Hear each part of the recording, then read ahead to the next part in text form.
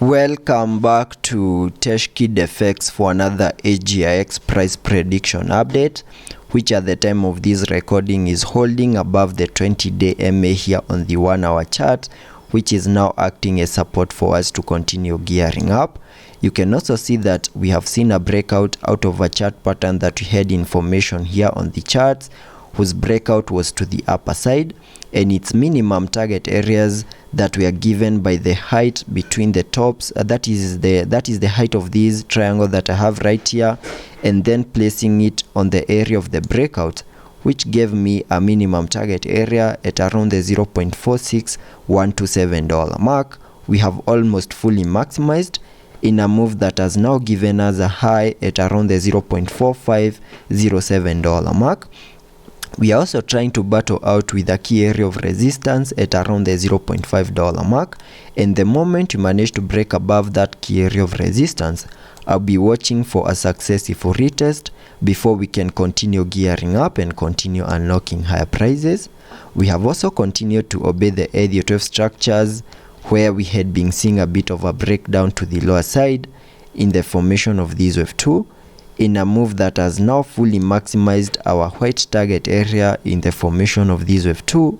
and all this is playing out after we fully peaked in the formation of that first wave in a move that gave us a high at around the $0.59205 mark. And having seen the formation of that first wave and a corrective structure in the formation of that wave 2, I now believe that whatever we are seeing at the moment is the start of an impulsive wave in the formation of this wave 3.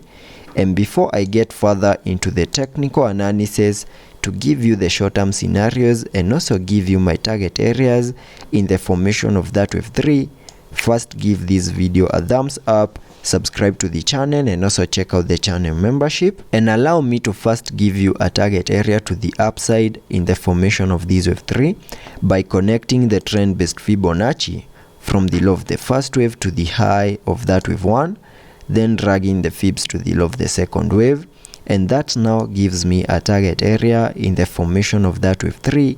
at the fib level 1.618, and that is at around the $0.85793 mark, and that is the minimum that I'm expecting AGIX to do here on the short-term scenarios.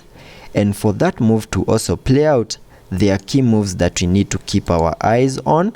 and the first one is a break above the key area of resistance at around the $0.45 mark.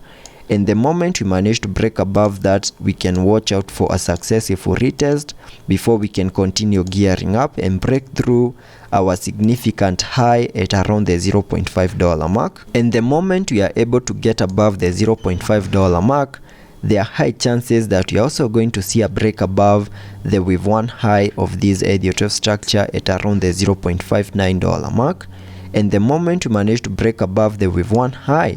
then that will be enough confirmation of that massive pump to the upside in the formation of this wave 3, having our minimum target areas at around the $0.85954 mark. And that is what I'm expecting here on the AGIX chart on the short-term scenarios, and to also give you the long-term scenarios given by these Elliot wave structures right here in yellow, where you can see that we have now peaked in the formation of that larger Elliot wave count 1 after seeing a 5-wave structure having the wave 5 giving us a peak at around the $0.67 mark.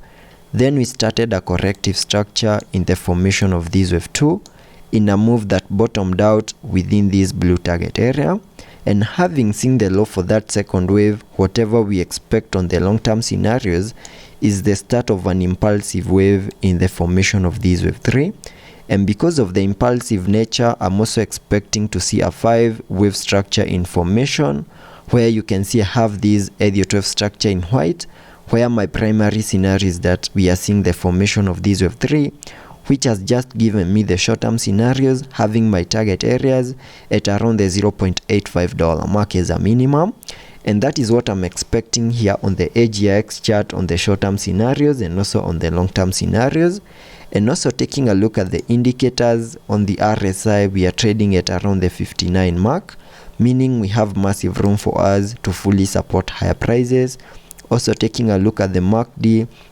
we have been able to print a bearish cross, though we are seeing a bit of a decrease in the selling momentum, suggesting that soon we might be able to print a bullish cross. So let's be patient and see how that plays out, and I'll be keeping you updated.